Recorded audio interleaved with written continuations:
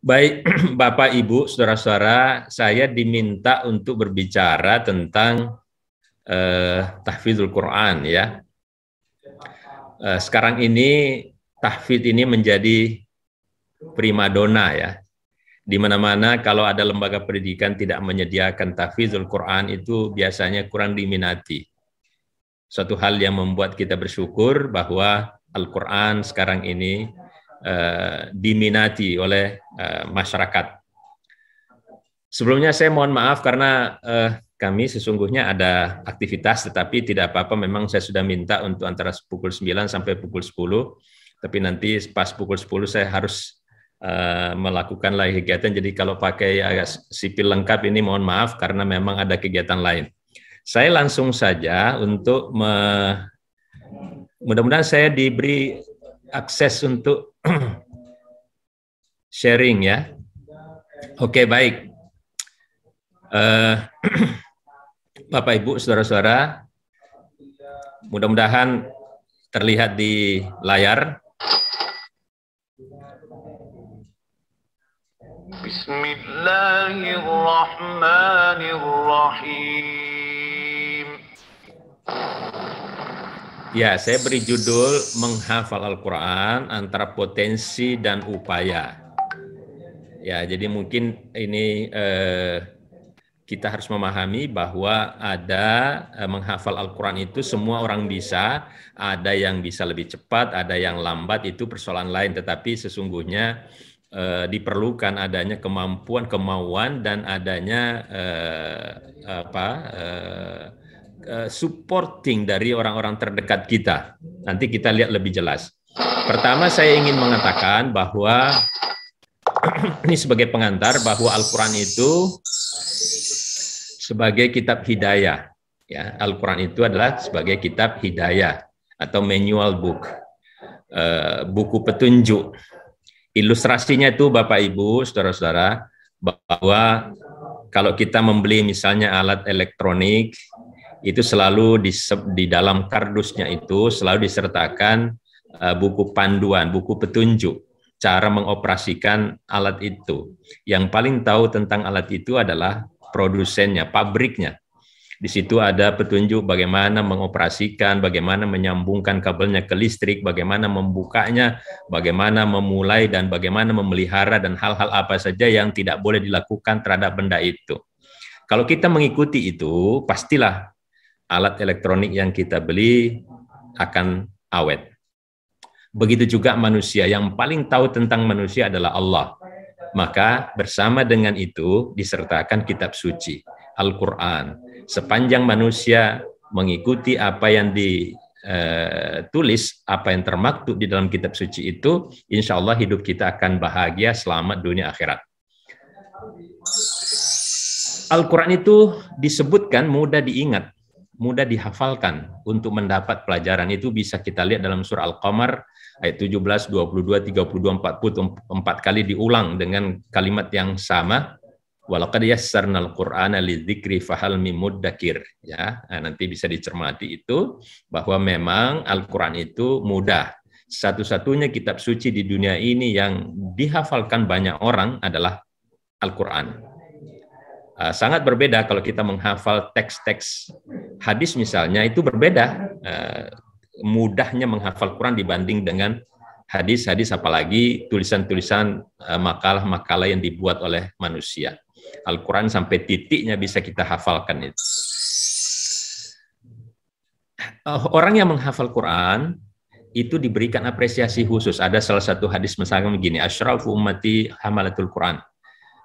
Semulia-mulia umatku adalah mereka yang menghafal Quran. Kita juga sering mendengarkan bahwa ketika seorang anak menghafal Quran, nanti di yaumil qiyamah dia akan memberikan mahkota, memberikan jubah kepada kedua orang tuanya. Meskipun hadis ini tidak mutawatir, tidak mencapai tingkat sahih, tetapi itu menjadi landasan bahwa betapa pentingnya menghafal Quran itu bukan hanya kepada individu yang bersangkutan, tetapi juga orang-orang sekeliling yang memberi support, kepada orang tuanya, kepada gurunya yang membimbing, ya, ustadznya, mursyidnya, atau instrukturnya yang setiap hari misalnya menerima hafalan itu, tentu dia mendapatkan apresiasi khusus sebagai orang-orang yang mulia dipandang oleh Allah Subhanahu wa taala. Kemudian kita tahu bahwa Al-Qur'an itu memang terdiri atas 51.900 kata ya, hurufnya 1.027.000, ayatnya 6.236 ayat. Dulu pernah kita belajar 6666 ya, tetapi setelah dihitung dengan cermat itu ternyata ayatnya 6.236 ayat. Itu bukan jumlah yang sedikit, tetapi dengan tadi disebutkan dalam Quran bahwa memang mudah dihafalkan, alhamdulillah jumlah ayat itu dengan banyak sekali orang yang menghafal di luar kepala, bahkan ada yang mengetahui di mana letaknya, di mana ayatnya, nomornya, sampai di halaman berapa, itu ada yang mampu melakukan itu, karena demikian mudahnya Al-Quran dihafalkan. Selanjutnya saya ingin masuk pada kalau menghafal Quran itu ada dua matra yang harus kita pahami. Ada yang namanya tahfiz, ada takrir. Ya. Tahfiz itu apa? Tahfiz itu ketika kita menghafal ayat demi ayat hingga lancar di luar kepala. Dalam waktu 1 menit tidak ada yang nyangkut, atau bahkan ada yang 40 detik tidak ada yang nyangkut, itu artinya disebut dia lancar. Nah, jadi tanpa kita melihat Al-Quran, itu kita bisa menghafalkan urutannya, ya disebut mechanical rehearsal, karena menghafal itu ada dua, ada menghafal itu dengan urutannya persis sama, ada menghafal tidak persis sama. Nah, kalau kita menghafal misalnya lagu Indonesia Raya itu mesti harus berurut tuh, sama dengan menghafal Al-Quran. Tapi kalau menghafal misalnya siapa yang hadir dalam rapat ini misalnya, tidak perlu urut abjad. Kita bisa menyebutkan si A, si B, si C, dan seterusnya. Nah, itu yang disebut dengan elaborative rehearsal. Nah, menghafal Quran itu adalah mechanical rehearsal. Jadi artinya kita harus persis sama dari A sampai Z, tidak boleh tertukar-tukar, tanda bacanya mesti kita perhatikan, dan sebagainya. Itu tahfiz. Jadi menggunakan Al-Quran khusus li hufaz. Jadi Bapak Ibu nanti, saya kira guru-guru di sekolah juga sudah melakukan itu. Kalau kita menghafal itu harus menggunakan mushaf khusus, ya, mushaf khusus. Nah, mushaf khusus itu apa? Ada memang khusus namanya mushaf bahriyah, ya, yang terdiri atas 15 baris itu satu halaman, satu juz itu 10 lembar. Nah, itu kalau ke toko buku cari mana Quran yang khusus untuk penghafal Quran, itu sudah disebutkan itu. Cirinya itu di setiap pojoknya di bawah, ya, setiap pojok halamannya itu adalah ra'sul ayat atau ujung ayat, ya. Nah, jadi cirinya kalau Anda lihat, kalau Bapak Ibu saudara-saudara lihat itu Quran yang khusus untuk penghafal Quran itu 5 baris dalam satu halaman, di pojok bawahnya itu pasti tanda berhenti, ya, ra'sul ayat. Itu yang pertama dulu di masa dinasti Turki Utsmani, itu dicetak pertama kali di Turki, dicetak oleh Angkatan Laut Turki pada saat itu, kekhalifahan Islam, sehingga disebut dia Al-Quran Bahriyah. Bahriyah itu artinya laut. Jadi Angkatan Laut yang mencetak pertama kali Quran yang model itu dipakai untuk khusus menghafal Quran. Jadi tidak sembarang Al-Quran, itu juga anak-anak kita tidak boleh ganti-ganti Qurannya nanti, itu harus yang persis sama. Karena kalau kita menghafal itu tersalin apa yang kita hafal itu ke dalam memori itu, dan itu potretnya itu, kopinya itu dipindah ke dalam memori. Jadi kalau ganti-ganti nanti jadi kacau dia. Nah, jadi ada yang disebut cognitive map. Cognitive map itu sudah ada pemetaannya dalam otak. Jadi Bapak Ibu kalau mulai dari Cibubur mau ke Monas misalnya, itu sudah ada petanya di dalam pikiran kita. Tidak mungkin dari Cibubur mengambil jarak ke arah Bogor itu. Ya, kenapa? Karena sudah ada petanya. Saya harus lewat ini nanti sampai di Monas itu. Itu namanya cognitive map. Begitu juga menghafal Quran itu sudah tergambar. Innalladzina kafaru sawa, itu adanya di halaman kedua pojok kanan atas. Nah, itu. Ada 3 metode yang biasa dilakukan oleh penghafal Quran itu. Ada namanya metode bagian atau part method. Ada yang metode seluruh, metode S, itu namanya whole method, dan ada yang campuran. Nah, saya jelaskan Bapak Ibu, kalau yang metode B itu ini yang paling umum digunakan orang menghafal Quran. Jadi menghafal satu ayat, setelah selesai hafal, dia sudah hafal, pindah ke ayat berikutnya. Selesai, pindah ayat ketiga berikutnya, itu namanya metode B, metode bagian. Part method. Ya. Nah, tapi ada yang model seluruh. Model seluruh bagaimana? Dia satu halaman tuh. Dia hafal sampai ke bawah. Dia baca berkali-kali, 10 kali, 20 kali, sampai 40 kali, sampai semuanya hafal. Itu metode seluruh. Sebetulnya yang paling bagus itu metode seluruh, tapi yang paling enak yang biasa dilakukan oleh orang adalah metode B. Satu ayat, satu ayat, satu ayat, setelah itu baru disebut hafal dia kalau tidak ada yang salah di antara urut-urutannya itu. Ada yang disebut metode campuran, yakni part whole method. Gimana? Dibaca satu ayat, setelah selesai pindah ke ayat kedua, berikutnya pindah ke ayat ketiga. Setelah selesai sampai ke bawah, dia mengulang lagi dengan cara metode S. Nah, dia menghafal ulang dengan satu halaman penuh itu. Itu namanya metode campuran. Nah, tidak ada yang mana yang lebih baik di antara orang, itu tergantung dari selera dan kebiasaan. Biasanya anak-anak menggunakan metode bagian, sedikit-sedikit satu ayat. Inna a'tayna kal kautsar. Ya, itu lancar, baru pindah ke berikutnya. Ya, ya ini saya sudah sebutkan metode untuk anak-anak itu, metode bagian yang paling baik. Part method atau at-tariqah al-juziyah. Kalau yang seluruh itu at-tariqah al-kulliyah. Takrir. Nah, ini yang kedua takrir. Jadi matra pertama itu tahfidz. Pada umumnya orang menghafal Quran itu gampang, menghafal. Tapi yang susah itu adalah mentakrirnya. Apa yang disebut mentakrir? Takrir itu adalah mengulang-ulang apa yang sudah dihafalkan. Kalau sekedar tahfidz, banyak orang bisa. Tapi ketika diminta untuk mengulang-ulang apa yang sudah dihafalkan, biasanya disitulah problemnya di situ. Tapi kalau orang bisa sering menghafalkan dengan baik, mengulang-ulang kapan ada waktu dan seterusnya, itu akan lancar juga nanti itu, hafalannya bagus. Lebih penting daripada tahfidz. Jadi takrir itu lebih penting daripada tahfidz. Jika belum lancar, tak boleh pindah ke hafalan baru. Misalnya, satu halaman ini belum lancar, jangan pindah dulu ke halaman berikutnya. Ditakrir dulu. Takrir itu menghafal ulang. Ya, jadi menghafal ulang apa yang pernah dihafalkan.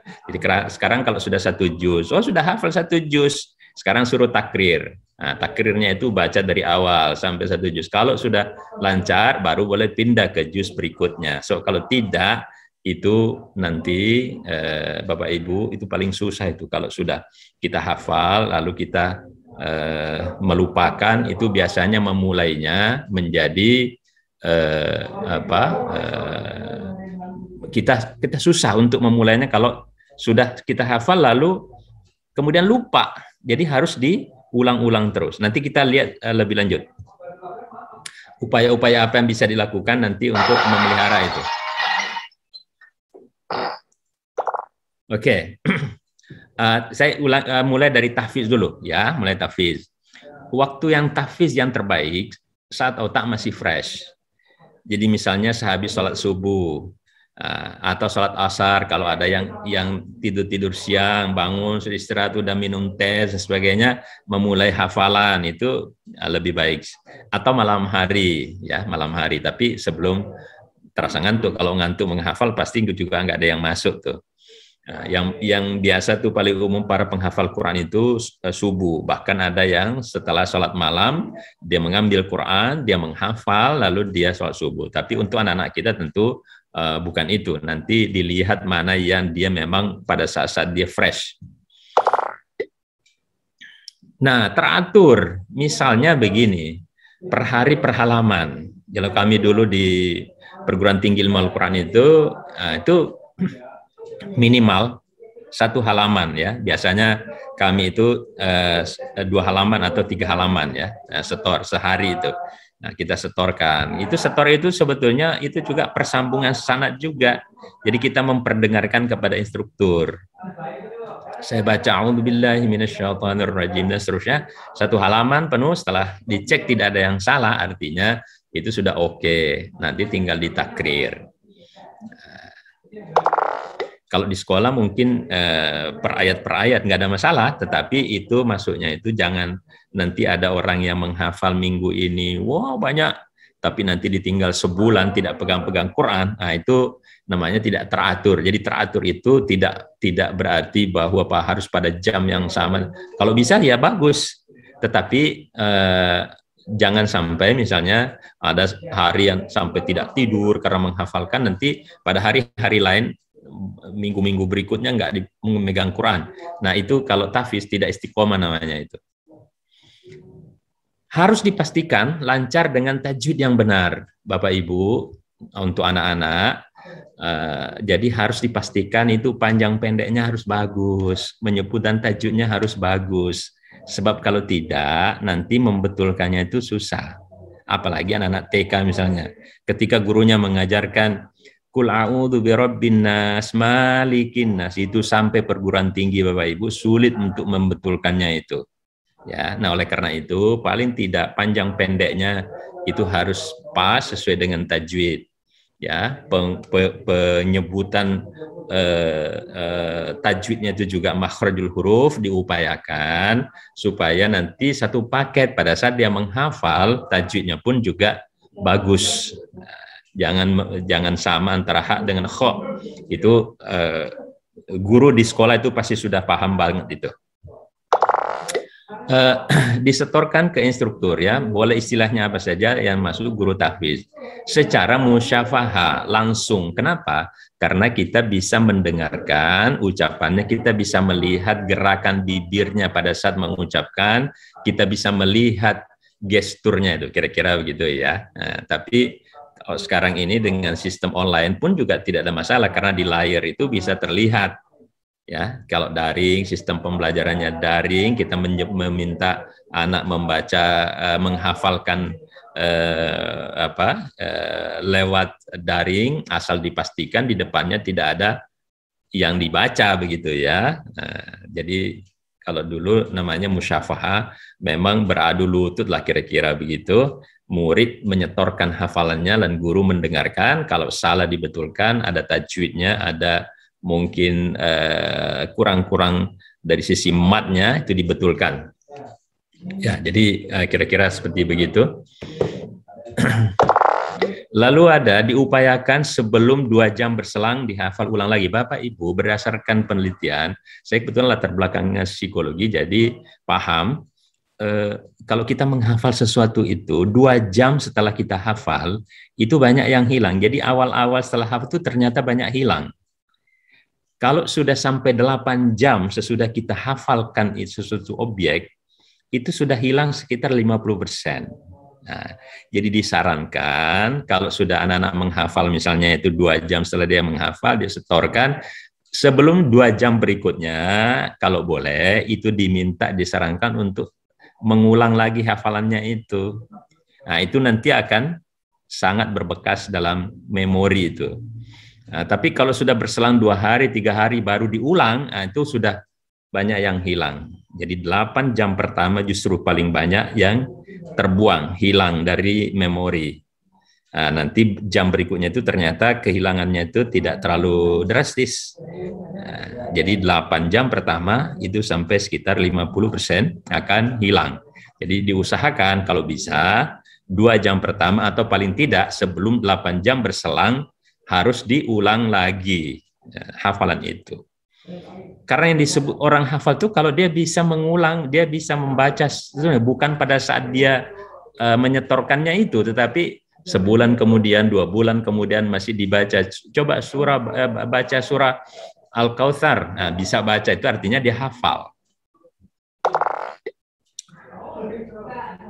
Nanti ada perhatian pada ayat-ayat yang serupa tapi tak sama. Ada ayat yang ujungnya sama tapi pangkalnya berbeda. Ada ayat yang awalnya berbeda, awalnya sama, pangkalnya, tengahnya dan seterusnya itu berbeda. Nah, itu harus ada penekanan tertentu itu. Illal ladzina amanu wa 'amilus shalihati wa tawashaw bil haqqi, dengan illal ladzina amanu wa 'amilus shalihati falahum ajrun adzim. Itu antara surah At-Tin dengan surah Al-Asr. Jadi kita harus menekan pada hal-hal yang seperti begitu. Berikutnya yang takrir. Nah, sekarang takrir, bagaimana takrir? Takrir artinya tadi mengulang ya, mengulang-ulang hafalan. Kalau tahfiz menghafal, jadi menghafal, memindahkan objek ke dalam memori. Jadi yang disebut menghafal itu fotokopinya dipindahkan ke dalam objek. Jadi yang disebut tahu itu adalah ketika sebuah objek fotokopinya itu dipindah ke dalam memori. Nah, jadi kalau saya menyebut misalnya kucing, itu Bapak Ibu pasti udah tergambar tuh kucing tuh, fotokopi kucing itu di memori itu. Sampai kumis-kumisnya tergambar, matanya seperti apa. Tidak mungkin saya mengatakan kucing, lalu Bapak Ibu menggambarkan ikan dalam memori, tidak mungkin. Itu artinya tidak tahu. Ya, jadi memang semua kopinya itu ada di dalam. Waktu untuk takrir kapan saja, di mana saja yang pantas. Ya, bisa di mobil, anak misalnya dari rumah ke sekolah, diminta aja baca, coba baca deh apa surah apa yang sudah dibaca, surah At-Tin, surah Ad-Duha, surah apa baca, atau juz 1 coba kita dengarkan, nah, ya, nah, gitu, atau di mana saja, sedang di lobi hotel, everywhere, ya. Kecuali yang dilarang ya jangan di kamar mandi, jangan di toilet. Nah, ya itulah memang ada dasarnya, dalilnya. Patokannya adalah ada yang disebut hukum yos. Bapak Ibu, hukum yos itu bunyinya begini. 2 kali 10 lebih baik daripada 10 kali 2. Jadi 2 juz diulang 10 kali lebih baik daripada 10 juz diulang 2 kali. Atau saya ganti surah. 2 surah diulang 10 kali, dihafal ulang 10 kali, lebih baik daripada 10 surah diulang hanya 2 kali. Itu namanya hukum Yos. Ya. Nah, penemunya namanya Yos. Nggak ada hubungannya dengan Bang Yos, mantan gubernur ya, ini dari Eropa. Jadi 2 surah diulang-ulang selama 10 kali itu lebih baik daripada 10 surah diulang hanya 2 kali. Ya. 2 bab dipelajari 10 kali lebih baik daripada 10 bab dipelajari hanya 2 kali. Nah, jadi itu tadi kalau bersama-sama dengan Ananda kemana, mau ke makan-makan di mana, nggak apa-apa, diminta coba deh baca surah apa gitu, kayak kita dengarkan. Kita dengarkan. Kalau Bapak Ibu mohon maaf kalau ada yang misalnya belum hafal apa yang dihafalkan oleh anak, itu pada saat-saat tertentu di rumah itu boleh simaan namanya. Jadi Bapak Ibu buka Quran saja, buka Quran. Nah, coba Ananda, nanti misalnya begini, bisa dihubungkan dengan apresiasi. Misalnya mau diajak makan di restoran. Oke, baik, kita siap-siap ya, sebelum berangkat kita tadarus dulu, baca misalnya 1 surah atau berapa lembar, 1 lembar. Ayah, ibu, papa, mama, buka itu Quran, surah Al-Baqarah misalnya, atau surat apa yang sudah dihafalkan oleh anak. Ya, jadi jangan ada yang malu misalnya, kok anaknya sudah hafal, kita belum hafal, nggak apa-apa. Jadi bisa diberi pengertian, beruntung kalian bisa mendapatkan sekolah yang terbaik, yang bisa menjadikan hafalan. Kami dulu tidak disediakan waktu kecil sekolah yang memang memberikan tahfizul Quran. Jadi buka saja. Nah, kalau ada nanti keluarga datang, boleh Bapak Ibu cerita kepada tantenya. Alhamdulillah si Arif itu sekarang ini sudah hafal berapa misalnya, sudah hafal juz amma, sudah hafal berapa surah, sudah hafal surat-surat panjang. Perlu itu kita berbangga menunjukkan apresiasi, menghargai bahwa dia sudah melakukan satu aktivitas yang luar biasa. Lalu setoran berkala kepada instruktur, biasanya kalau sudah hafalannya banyak, ini kita berbicara untuk yang hafal Quran 30 juz ya Bapak Ibu, jadi biasanya sekali duduk itu instruktur akan menerima setoran takrir itu sampai 1 juz ya. Tergantung muridnya, kalau banyak muridnya misalnya setengah juz, kalau muridnya banyak ya 1 juz, setengah juz atau berikutnya lah. Tapi pada umumnya itu paling rendah setengah juz untuk takrir sekali duduk itu. Dibetulkan kalau ada yang salah sambung dan seterusnya. Ya, kalau tahfiz itu tadi paling banyak misalnya halaman 2 halaman. Tapi kalau anak-anak mungkin hanya berapa ayat, tidak ada masalah. Jadi takrir mesti lebih banyak. Disebut hafal jika takrirnya lancar. Jadi kalau takrirnya tidak lancar itu artinya belum hafal. Walaupun kemarin atau 2 minggu yang lalu dia sudah hafal pada saat itu. Kalau disuruh takrir tidak hafal berarti belum hafal. Jadi hafalan itu patokannya pada takrir. Kalau takrirnya lancar maka itu hafalannya bagus. Nah, ini yang tadi saya sebutkan, sering semaan. Hafalan dicek orang lain dengan melihat mushaf. Ya, kita buka Quran, kita minta dia baca Quran. Jadi kalau ada acara-acara tertentu, misalnya entah ada ulang tahun keluarga dan sebagainya, itu boleh itu dilakukan semaan itu berapa lembar, misalnya anak disuruh hafalkan, tante-tantenya, om-omnya suruh buka Quran, lalu mendengarkan hafalannya itu suatu penghargaan juga yang bisa membangkitkan motivasi ekstrinsik bagi anak. Saya lanjut. Ya, ini mungkin saya cepat-cepat saja supaya ada nanti space kalau ada tanya jawab Bapak Ibu ya.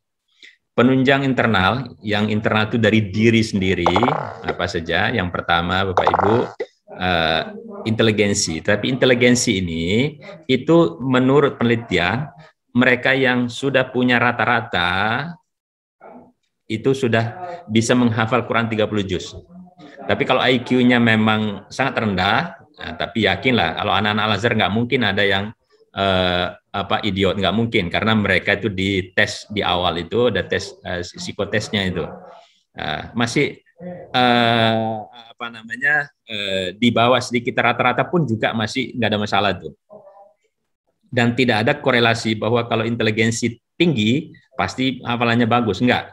Justru kalau rata-rata itu ya average antara 90-100 itu IQ-nya, itu semua bisa menghafal Quran sampai 30 juz itu. Apalagi kalau cuma surat-surat pendek, apalagi kalau cuma 1 juz, 2 juz itu bisa semua itu. Cuma memang tidak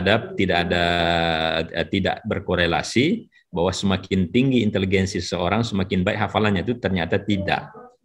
Yang berkorelasi itu bahwa orang yang bisa menghafal Quran 30 juz itu kalau dia punya IQ average.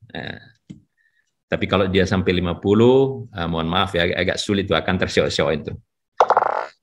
Yang kedua, internal itu adalah motivasi intrinsik. Motivasi intrinsik itu adalah memang motivasi dari diri, dari dalam diri. Ya, jadi misalnya begini, contoh intrinsik dengan ekstrinsik itu.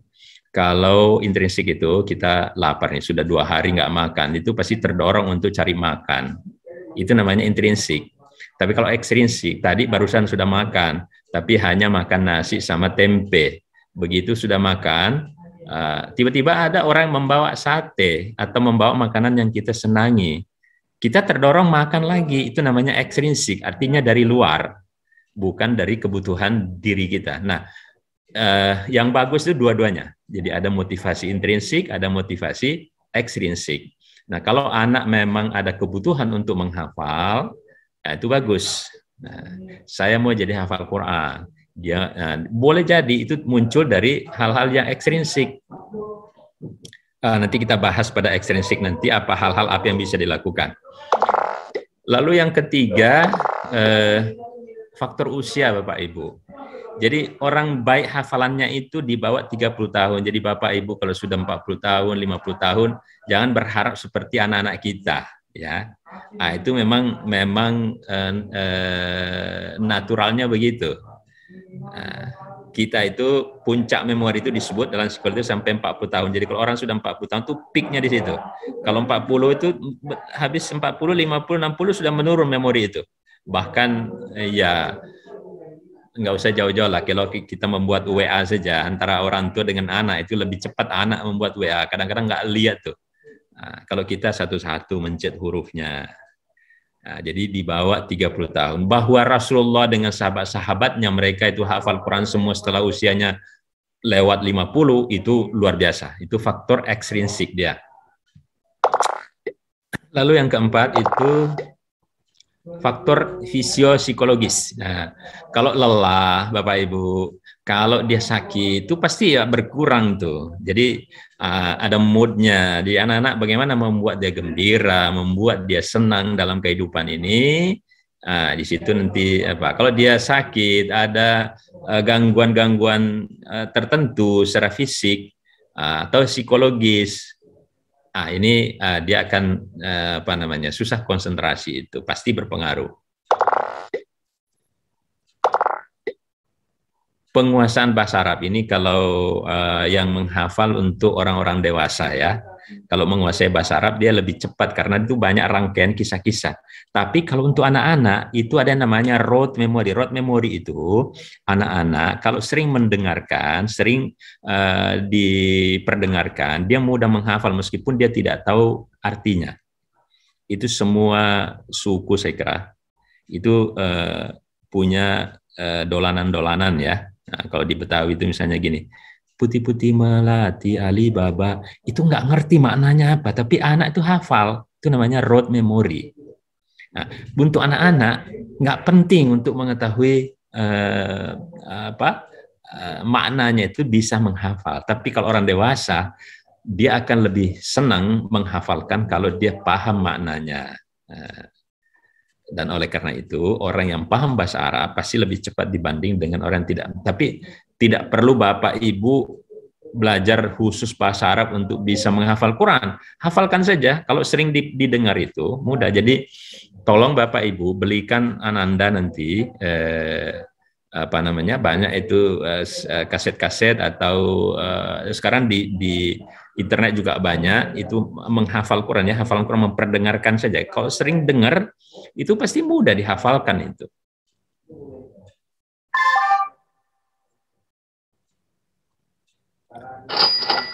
Yang bersifat eksternal ya.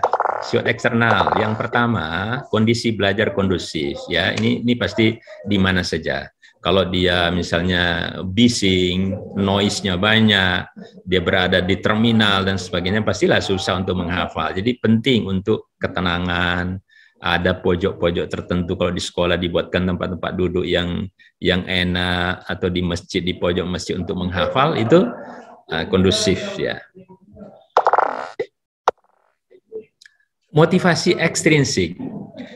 Jadi nanti tidak mengapa Bapak Ibu, misalnya kalau Ananda mau diberikan misalnya hadiah apa gift macam-macam itu boleh dihubungkan dengan oke, baik, kalau kamu sudah hafal nanti sekian juz atau sekian surah, oke, boleh kita boleh dibelikan, boleh kamu memilih apa yang kamu beli, disediakan angka berapa untuk memilih apa yang kamu mau beli. Ya, itu ekstrinsik. Di sekolah kalau misalnya ada murid, ya ada siswa, peserta didik yang menang, katakanlah menang begitu ya, menang menghafal Quran juz berapa, menghafal Yasin, menghafal surah Al-Mulk atau semuanya di luar, meskipun mereka sudah mendapatkan piala, itu pialanya kalau boleh nanti diserah ulangkan diserahkan lagi di sekolah pada saat upacara itu.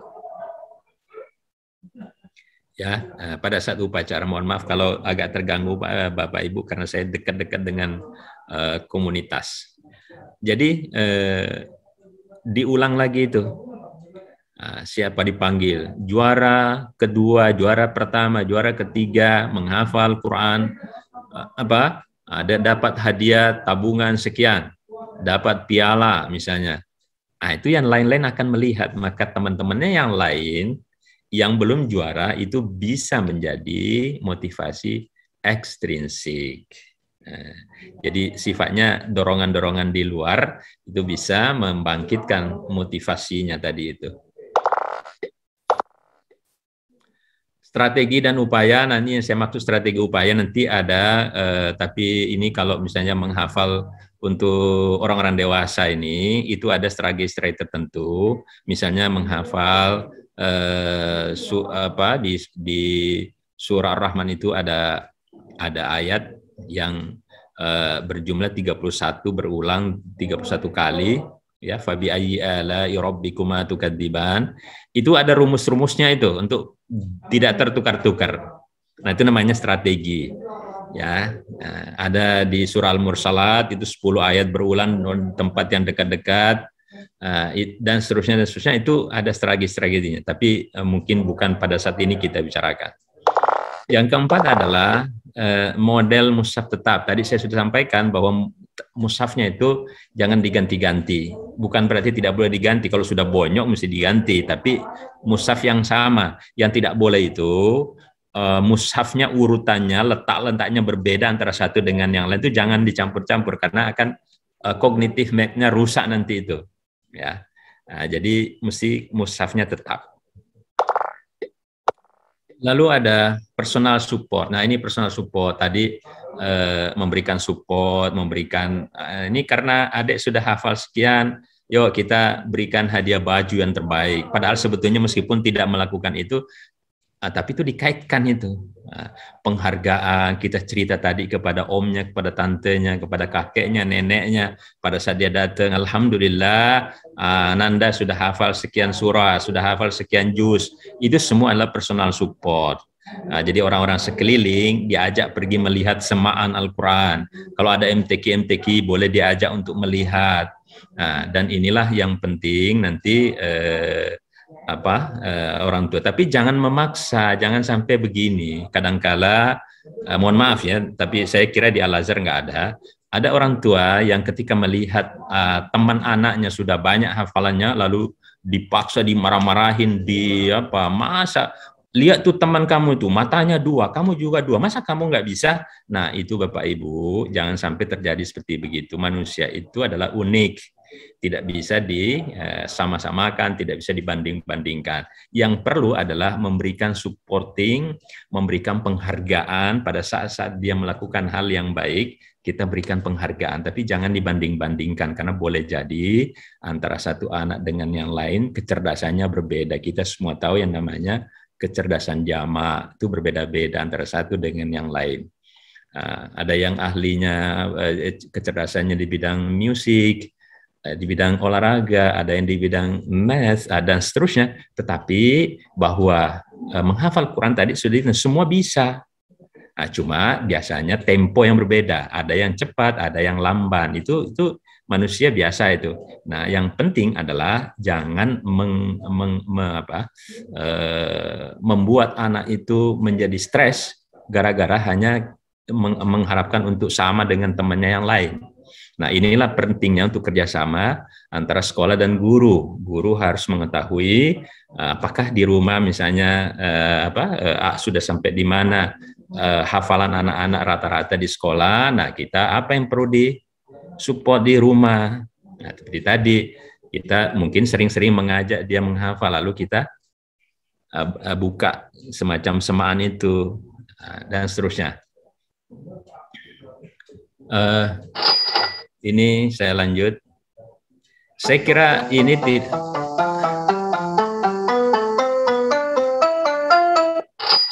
ini saya memberikan contoh saja, tapi tidak untuk diterapkan kepada anak-anak. Saya hanya ingin mengatakan yang saya tadi katakan di surah Ar-Rahman itu ada semacam syair ya. Jadi kalau saya menghafalkan fabi ayyi ala'i rabbikuma tukadziban itu tidak mungkin tertukar-tukar karena saya hafal rumusnya. Itu khirmi wa kisi. Jadi maksudnya begini, fabi ayyi pertama, setelah fabi ayyi pertama pasti huruf kha yang jatuhnya itu. Khalaqal insana min shalshalin kal fakhar. Kalau fabi ayyi kedua nanti sesudahnya itu pasti huruf ro, Rabbul Masyriqaini. Pada yang ketiga pasti huruf mim, marajal bahraini. Fabiayi keempat pasti huruf ya, dan seterusnya begitu. Tapi ini bukan untuk diajarkan kepada anak-anak kita, tetapi bagi mereka yang memang serius menghafal Quran 30 juz di pondok-pondok pesantren itu dengan sistem begini bisa memudahkan untuk menghafal surat-surat yang sama atau mirip dalam Al-Quran. Begitu juga nanti, ini juga saya kira sekedar pengetahuan saja, bagi seorang yang sudah menghafal Quran untuk melakukan takrir itu. Jadi kalau orang sudah hafal 30 juz Bapak Ibu, dia melakukan dalam 1 minggu itu paling tidak harus khatam Quran 30 juz. Kalau tidak pasti lupa. Nah, syaratnya bagaimana? Nah, ini ada rumusnya namanya fami bisyauqin.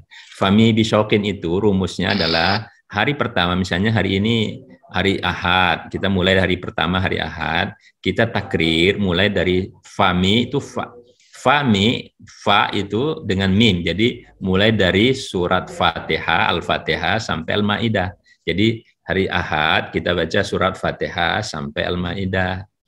Nanti hari Senin, hari kedua, ya tergantung mulai Senin kapan saja, tapi itu mulai Ahad 1, Senin tuh 2, itu mulai dari mim, ini mim sama iya. Itu apa? Maidah sampai Yunus.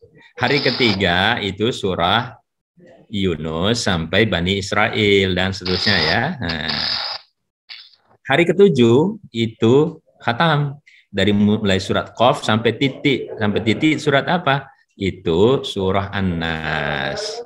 Jadi dalam 1 minggu itu khatam Quran. Nah, begitulah kira-kira sekarang beginilah yang saya bisa sampaikan.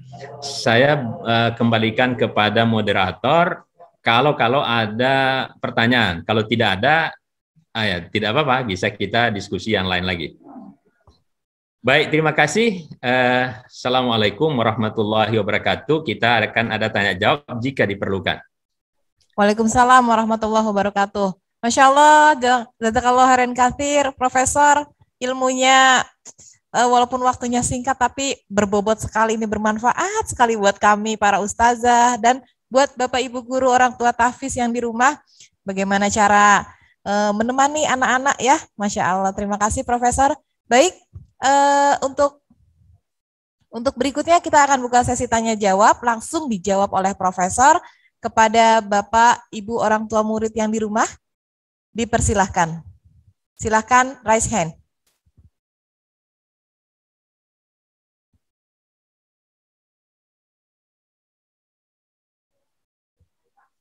Oke, silakan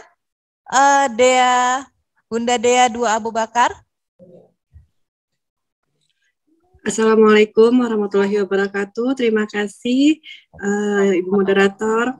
Saya ingin bertanya, terima kasih atas penjelasannya sebelumnya Bapak Profesor Darwisude.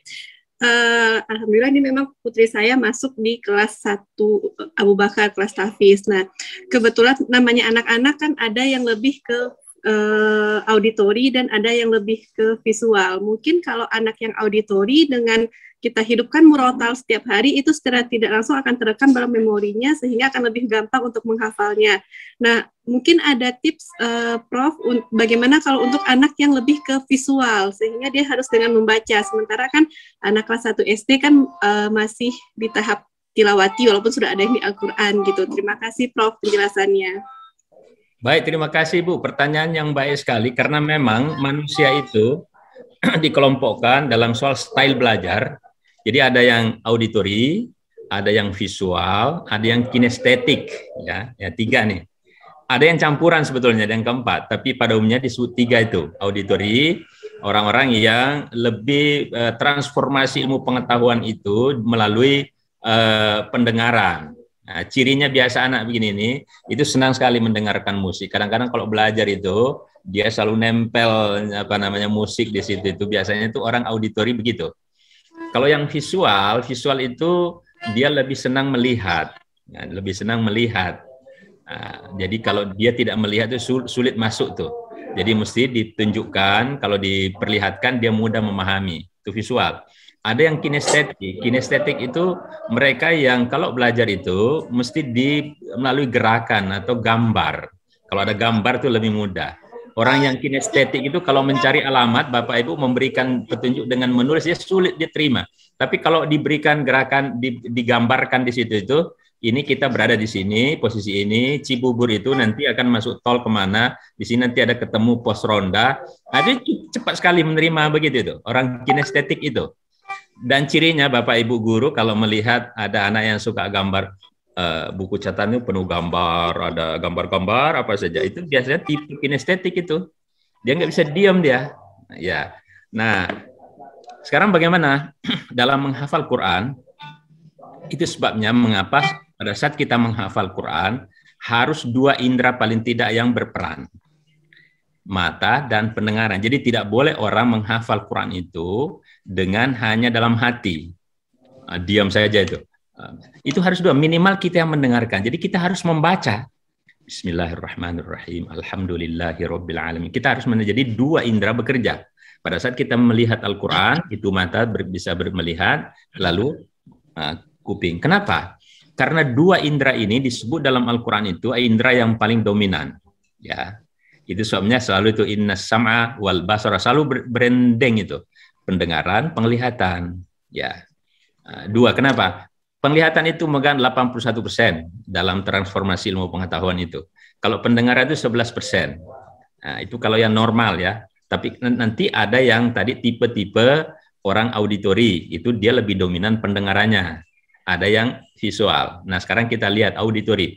Jadi visual ya, visual. Kalau visual Bapak Ibu, itu dia harus melihat itu. Jadi boleh dibuatkan misalnya tulisan-tulisan tertentu, nanti dia harus visual, dia melihat itu. Nah, tetapi tetap saja bahwa pendengaran juga megang peranan, dia sambil dia dengarkan, sambil dia melihat. Nah, pada saat dia melihat, dia akan diminta untuk menandai. Nah, ini sampai mana ini di ujung halaman itu innalladzina kafaru sawa'un 'alaihim andartahum am lan tundirhum. Misalnya sampai di situ. Jadi dia harus ditekankan untuk melihat dan mencamkan itu bahwa tundirhum itu ada di pojok sebelah kiri baris itu. Baris keduanya la yu'minun misalnya. Nah, itu jadi gambarnya, potretnya itu harus ditunjukkan. Jadi potretnya yang harus misalnya tadi Quran, kalau bisa bawa ambil fotokopi pada saat surah itu dihafalkan, buat dalam fotokopi yang besar, nanti ditempel di dinding. Nah, itu visual tuh. Tapi kalau auditori, dengan Bapak belikan saja Walkman, nggak ada Walkman lagi sekarang ya, mendengarkan lewat itu, suara-suaranya siapa, tapi carikan yang memang lagunya juga bagus, ya. Iramanya bagus, tajwidnya bagus, itu banyak kori-korimu anak itu nanti sering mendengar. Begitu sering mendengar, dia hafal dengan sendirinya itu. Jadi kalau Bapak Ibu tidak mengetahui tipe style belajar anak Ibu, dua-duanya dicoba itu. Jadi dia visual dan auditory. Karena dua pendengaran yang selalu disebut dalam Al-Quran itu memang keduanya yang paling dominan di dalam transformasi ilmu pengetahuan. Ya, dan pendengaran itu memang disebut paling kuat ya. Jadi kalau ada orang di hipnosis, kalau di sekolah itu sebutnya namanya hipnosis, tapi di masyarakat nyebutnya hipnotis ya. Kalau ada orang di hipnotis itu semua inderanya tidak bekerja kecuali satu, pendengaran. Jadi dia bisa mendengarkan perintah itu orang yang dihipnotis itu, tapi yang lain tidak bekerja. Ya. Nah. Tetapi sekali lagi manusia itu pada umumnya yang campuran itu, ya pada umumnya yang normal bahwa ada 1, 2 atau beberapa yang tadi tipenya kalau dia tidak visual dia sulit menerima iya, nah, itu tipe visual, ada yang tipe auditori dan tadi ada kinestetik. Jadi dibuat saja itu ya di fotokopi. Kalau menulis kan agak susah, ambil Quran, bawa ke fotokopi yang agak dibesarkan, lalu bisa ditempel di tempat-tempat yang bisa dilewati, misalnya di tempat belajarnya, di kamarnya, sehingga dia melihat itu, dia bisa mencamkan itu. Jadi pasti dia tahu posisi kalau itu. Dan kalau dia sudah masuk, anak yang tipe begitu itu, dia sudah akan ingat itu, karena dia tahu gambarnya, visualnya itu. Itu saya kira Bu ya. Jadi tipe-tipe belajar anak itu memang berbeda-beda. Nah, oleh karena itu guru juga harus tahu, kita semua harus tahu bahwa anak saya tipenya apa, yang banyak tipe campuran. Kalau yang tadi jangan dibentak-bentak itu ada. Oke, baik. Ya, 3 indera ini harus kita periksa ya dengan baik bahwa dia itu bisa terima dengan baik. Ada anak di kelas itu ketika di belakang dikit-dikit maju ke depan, dikit-dikit maju ke depan. Kata gurunya, maju-maju melulu, dibentak itu. Nah, akhirnya karena dibentak, dia gambar-gambar tuh gurunya sedang marah misalnya. Nah, itu bisa terjadi itu. Atau ibunya ya, karena jadi kalau kita tahu itu apa persoalannya, ternyata visualnya kurang bagus, dia tidak bisa berada di belakang karena dia sudah misalnya. Maka dia harus dipindahkan ke depan dan seterusnya. Itu di ilmu pedagogik itu sudah kita pelajari semua itu. Baik, itu saja Bu, barangkali yang saya bisa sampaikan. Baik, terima kasih Pak Profesor untuk jawabannya atas pertanyaan Bunda Dea. Untuk berikutnya ada satu lagi nih Prof, pertanyaan. Ya, boleh satu lagi. Satu lagi terakhir dari yang di chat, izin bertanya Prof, bagaimana kiat memotivasi anak yang kadang up and down dalam menghafal Al-Quran? Kalau lagi semangat, banyak hafal yang dihafal. Tetapi kalau sedang down, setengah ayat rasanya susah sekali. Terima kasih Prof. Ya baik, terima kasih. Ya, jadi patokan begini, dalam psikologi itu harus dipegang betul. Anak itu bukan orang dewasa dalam bentuk mini. Saya ulangi ya, anak itu bukan orang dewasa dalam bentuk mini. Nah, karena dia bukan orang dewasa, namanya anak-anak itu pastilah. Anak TK itu disuruh sholat misalnya, ayo berdiri tegak, nggak mungkin, itu pasti tetap ada melihat kanan kiri, dia colek temannya dan sebagainya, itu tetap anak begitu. Tetapi tetap kita untuk memotivasi, menyampaikan, nah kalau sholat, tidak boleh, pandangannya harus ke tempat ini, menghadap ke itu, tetap harus sampaikan itu. Bahwa besok begitu lagi, iya namanya anak. Nah, anak bukan orang dewasa dalam bentuk mini. Yang kedua, anak adalah imitator ulung. Jadi sering-sering menunjukkan penghargaan kepada orang menghafal Quran, bawa ke pondok-pondok pesantren tahfidz, dia lihat. Karena dia mengimitasi itu. Dia lihat orang tuanya, bapak ibunya, duduk habis sholat maghrib dia baca Quran. Meskipun anaknya awalnya dia cuek saja, tapi dengan melihat kondisi seperti itu biasanya akan diimitasi. Nah, oleh karena itu pada saat dia ada tadi itu dari sisi psikologis dan sebagainya, itulah pentingnya untuk tetap mendampingi anak, bahwa nanti dia ada hal-hal dia memang lagi pusing, lagi kurang sehat, ya itu jangan dipaksa ya, karena semua bentuk pemaksaan itu tidak baik. Nah, tetapi penting pada saat dia memberikan tadi, pada saat dia semangatnya baik sekali, itulah pentingnya untuk apresiasi. Ya. Jadi banyak orang, mohon maaf nih Bapak Ibu, anak sering dianggap sebagai nakal, bandel dan sebagainya. Kenapa? Hanya kurang silaturahim. Pada anak TK lagi belajar, lagi anteng sekali tuh gambar-gambar pakai kertas sambil tengkurap di situ. Ibunya mungkin merasa bahwa anak saya lagi anteng. Dia nggak disilaturahimi, nggak dikomunikasi. Dia nggak datang sejenak ke situ. Gambar apa nak? Gambar apa sayang? Oh ini gambar mobil mah.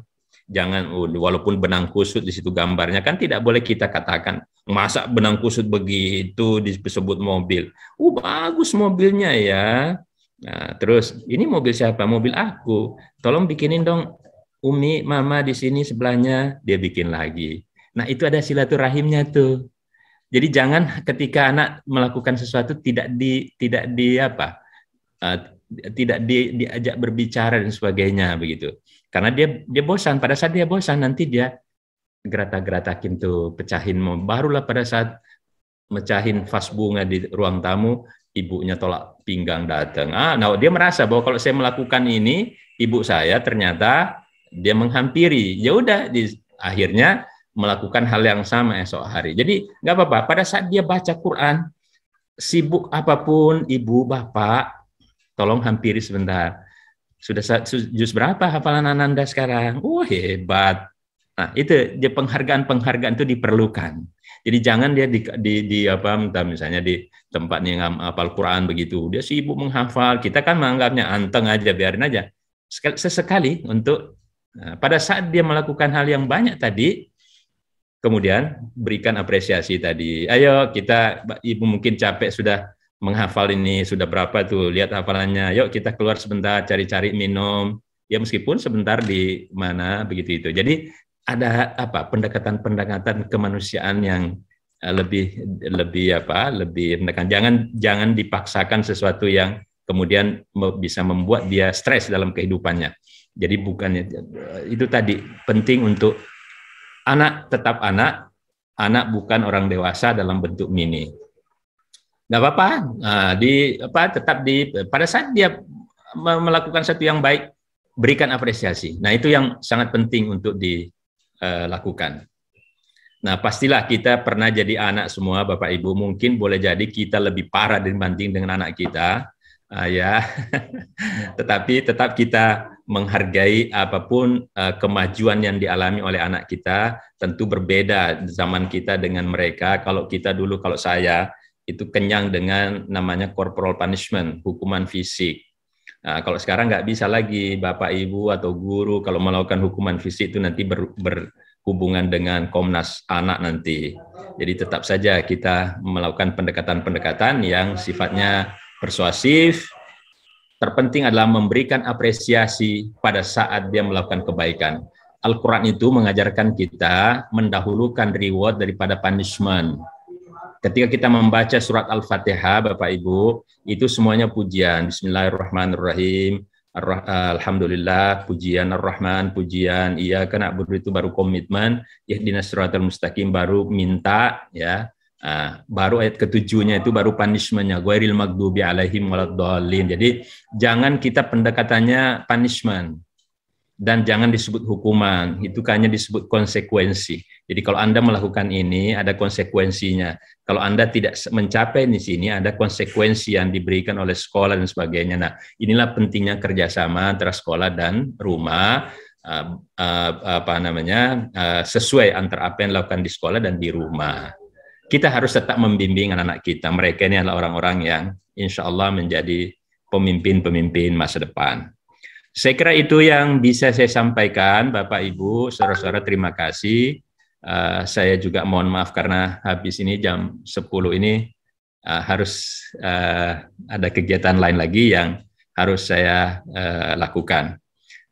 Sekali lagi terima kasih, selamat tahun baru, 1 Muharram 1443 Hijriah. Semoga tahun ini kita senantiasa mendapat perlindungan dari Allah Subhanahu wa Ta'ala. Amin, amin. Assalamualaikum warahmatullahi wabarakatuh. Waalaikumsalam warahmatullahi wabarakatuh. Syukran kasih Ustaz. Nah, mohon izin, Pak Muarif, mohon maaf ini.